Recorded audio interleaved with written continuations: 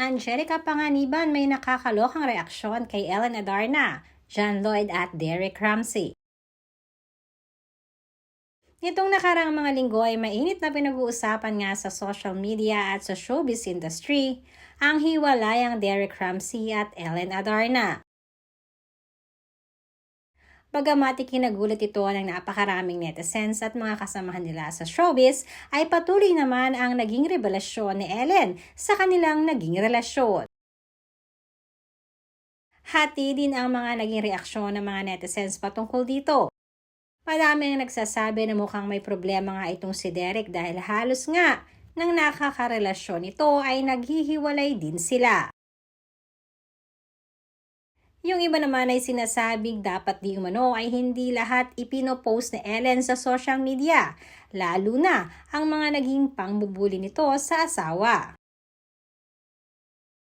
Kaya naman ngayon nagbabalik pelikula ang dating karelasyon ng dalawa sa naging ama ng anak ni Ellen na si Angelica Panganiban ay mukha di umanong hindi maiwasang maidawit at mahinga ng reaksyon tungkol sa naging hiwalayan. Matatanda ang parehas sa nakarelasyon ni Angelica ang mga ama ng anak ni Ellen na si John Lloyd Cruz at Derek Ramsey. Sa naging interview nga ni Angelica Panganiban sa YouTube channel ni Karen Davila ay madami ang nawindang sa mga naging sagot nito.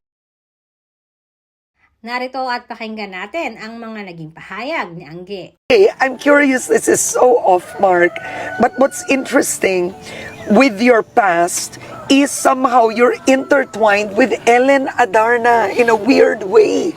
Do you know each other? Hindi. Like, no hi, you never bumped into each other? I met her nothing? once. Oh. Naka-hangout ko siya. Kami pa ni John Lloyd. Then, may boyfriend din siya nun eh. Hearing now what she's been going through with your own ex, what are you thinking about? Parang nadismaya in a way na parang, oh, talaga ba? Nalungkot ka din. Oh. Hinanap ko yung sadness, pero parang hindi eh. Parang,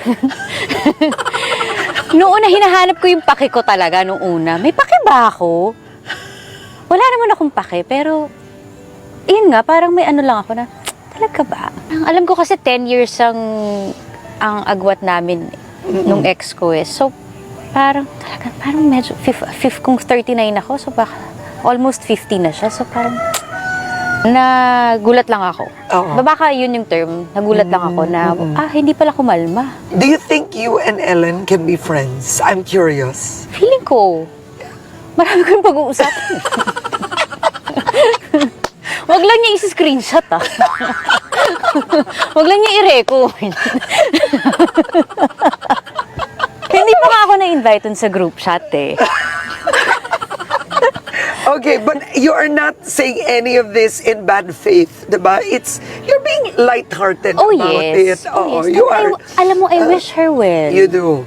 Yes. Yeah. Kasi of course, It's from madadaanan one ko woman to another. Yes. Having 2 kids. Hirap nun. Oo. And nakikita ko yung ibang stories niya madadaan sa algorithm ko. Mukha siyang okay na mom. Diba? Parang you wish her well. Diba? Go te. Galingan mo dyan. Oo. Diba? And I think it's also because you're very happy now. Dear, kung hindi ka happy now, Baka iba-iba pa nasabi ko hindi ako masaya ngayon.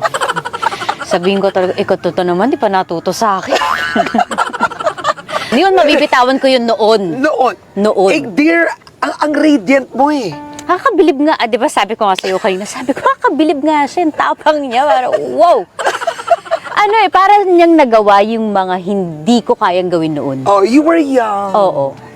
Kaya ako talaga parang, hanip, galing! Napagano talaga ako, ha? Ito, ako natagalan eh. Galing. Angelica, you are nuts. You are so funny.